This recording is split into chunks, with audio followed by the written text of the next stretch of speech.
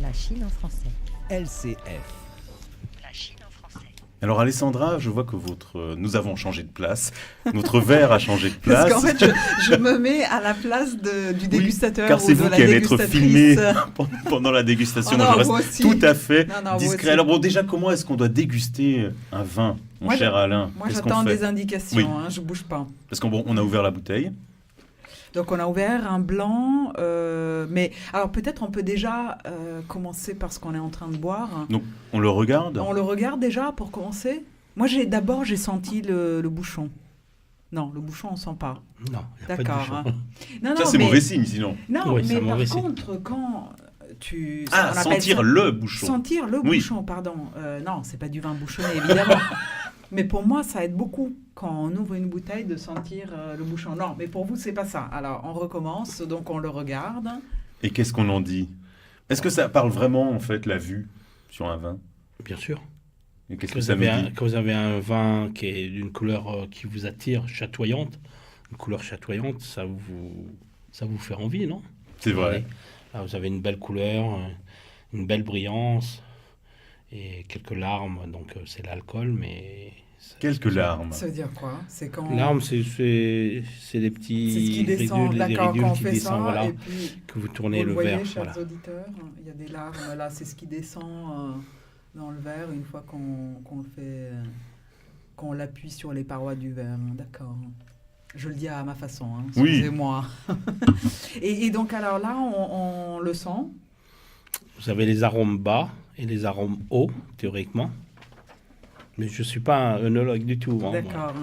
Donc vous avez des arômes qui sont plus lourds en bas, Ouais. je crois, et plus légers en haut, de D'accord. souvenir. Voilà. Et là, vous sentez quoi, par exemple?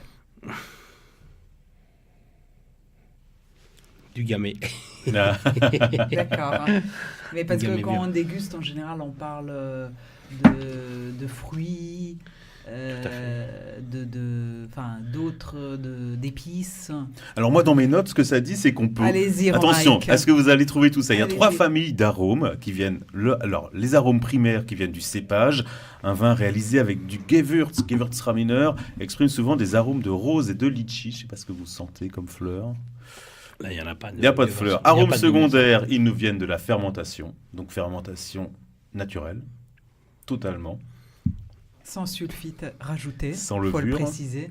Sans levure, surtout. C'est ça. Et arômes tertiaires, ce sont les arômes qui nous viennent de l'élevage du vin. Est-ce que les vins ont été élevés en fût? Bonne question. En fût neuf, en vieux fût, Absolument. ça change tout.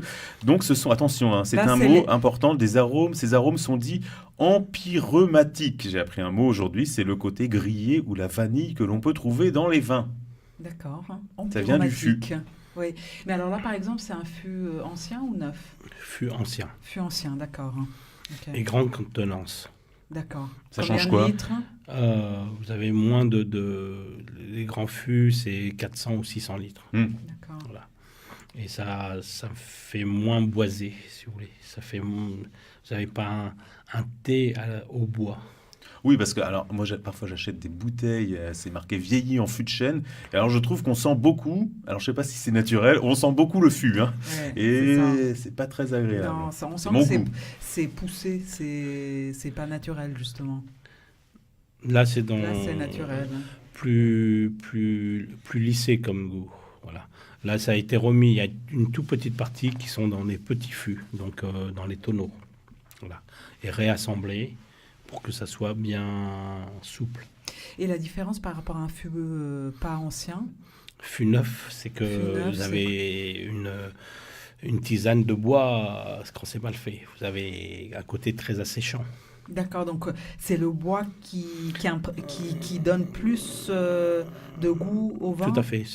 Vous avez une tisane de bois qui est très désagréable. Tisane de bois. Et pour un vin naturel, il faut que le fût n'ait vu que du vin naturel. A priori, non. A priori, Et a priori, ce A priori. serait l'idéal. c'est l'idéal. Mais c'est pas toujours le cas. Je sais pas. Je ne suis pas fabricant. Bon, alors là, on Alors peut- après, la vue, le nez, la Oui, bouche, je la sens que bouche, vous alors. attendez Alessandra, ça c'est la phase la plus importante. Donc il est important, Alessandra, suivez bien, de tenir son verre par le pied. C'est bien parti. Donc c'est ça. Car la préhension du verre va influer sur l'endroit où le vin va arriver dans votre bouche. D'accord. Donc, à vous. Ok. Donc, donc, vous avez des capteurs d'acidité, de sucre, d'amertume et d'acidité, je vous le disais, qui ne sont pas situés aux mêmes endroits dans la bouche. Donc, ça joue. Donc, il faut faire tourner le vin en bouche. Ouais. Faut faire le bruit Je qui vous sort. surveille. Et là, Vous c'est pouvez le y aller, moment de Romaric, l'aérer. Donc, D'accord. j'attends que vous me fassiez le bruit Non, d'aération mais là, du vin sans là, rigoler. là, je vais m'étouffer. Et donc, il n'est pas mal poli de faire du bruit en dégustant du vin. Oh, cette petite fontaine de vin, on s'y croit. Voilà. Et donc je là, vous ai fait le bruit. merci. Et donc là, on peut remarquer l'attaque. On regarde principalement la puissance. Est-ce que c'est franc? Est-ce que c'est souple à l'attaque? Ah, c'est cette attaque dont vous parliez quand on écoute une musique Voilà, slow c'est ou la même chose. plus dynamique. D'accord. Donc Votre ça avis sur influence. cette attaque? Ouais, je sais, je pose des questions un peu... Il faut que je réessaye. Je reviens. Hein. Vous Ah, pouvez vous revenez, bon, continuer. je continue. Alors, en milieu de bouche, c'est le moment où se déploient les saveurs en bouche, l'acidité pour les blancs, le tanin pour les rouges. Et donc là, on peut analyser la texture du vin. Ça devient complexe. Alors, Très complexe. Cette attaque, elle est puissante. Elle est puissante, mais là, Alain va m'aider. Tu l'as trouvée puissante? Puissante au sens où je m'attendais pas à un bruit. Mais alors peut-être parce que c'est de 2013. Là, il est reposé. Vous avez un vieux gamay, on le sent un peu là. Et La puis couleur. surtout, ça fait quoi, une bonne demi-heure qu'il est dans nos verres. Hein. Donc Oui. peut-être que ça aide aussi. Il est à respirer. Ouais, ouais, Et il a bien respiré. Les vins hein. nature ont besoin de beaucoup d'oxygène, de ah, respirer, donc il faut ouvrir la bouteille longtemps à l'avance? si possible. En carafe après, ou on laisse en... Ça dépend des vins, mais en grande majorité, plus le millésime est vieux, peut-être il nécessite plus sur les rouges que sur les blancs. Température ambiante? Température ambiante. On peut le boire frais. C'était du vin dans le reportage? Dans du le vin blanc? reportage, effectivement, il y avait un monsieur qui achetait, non, c'était du vin rouge. Et Alain, alors je ne sais pas quel vin rouge, c'était vers la fin.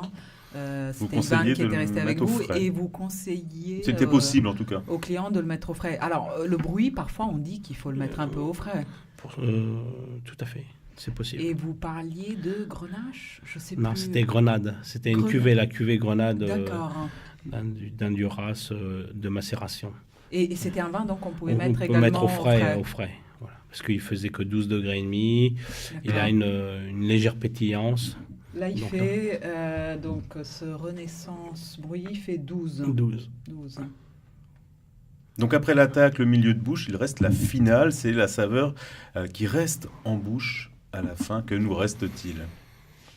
Moi je sens sur la langue, ça reste plus que les vins que j'ai l'habitude de boire. Pour Sur moi, la c'est langue, ouais. assez moelleux, ce qui me reste, moi, sur la langue. Un peu moelleux, un peu rond. Ça accroche pas, en tout cas. Je n'ai pas d'aspérité. C'est un vin qui a été gardé, donc il a 5 ans. Vous Ouais. avez une longueur en vin, une longueur du vin qui est assez présente. Donc sa qualité, ça prouve aussi. Vous avez un retour olfactif du vin. Ça c'est un vin qu'on peut boire avec quel Un plat? repas, Viande rouge, bien sûr, évidemment. évidemment. Et le blanc? Mais pas alors- que, je crois. Pas que. En apéro, il y en a certains. Un bon certains vin, temps. ça se boit tout le temps. Vous Enfin, savez. Non, mais moi, j'ai Tout à fait. appris, je ne savais pas qu'on pouvait boire des vins blancs avec du fromage, qu'apparemment, le vin blanc se marie très bien aussi avec le fromage. Vous confirmez ou pas? Confirmé. un peu plus confirmé. sucré? Non, Non, pas spécialement. non, Sec aussi Sec. Sec. D'accord. Et donc ce vin blanc, par exemple, On passe. va Alors, je dois goûter plus finir, tard. c'est ça? Tout à fait. Je termine. Oui. Et vous aussi, Romaric. On va être obligé aussi de de terminer, terminer en musique. l'émission, mais On va peut-être rappeler Oui. qu'on peut retrouver Alain dans votre boutique. Vous Alors, l'appelez boutique? Magasin. Magasin, pardon. Magasin. Il Voilà, s'appelle boutique. OK. Ok, 15 Euh, rue Alibert, dans le dans le- 10e arrondissement. Vous n'avez pas encore de site internet, donc c'est du homemade, du fait maison. Hein. Vous l'appelez, vous êtes sur Google, donc il y a votre adresse. C'est mon adresse. On mettra absolument. vos coordonnées sur notre site. On peut aussi rappeler que cette émission sera rediffusée à 21h ce Absolument. soir et que vous pourrez nous retrouver en podcast vidéo pour nous voir déguster notre vin, Oui. votre vin Alain, sur notre site radio-lcf.fr. Et donc là, on vous quitte en goûtant un coteau du Pont du Gard. Cher Chez Laurent Bagnol. Chez Laurent Bagnol, c'est un 2015. Cuvée Mélina. Et là, on est sur quel type de blanc? Grenache blanc. Grenache blanc. Eh bien, chers auditeurs, nous, on vous laisse sur ce grenache blanc. Et dans les mains, dans les douces mains de Juliette Gréco, on part rive gauche à Saint-Germain-des-Prés sur Radio LCF.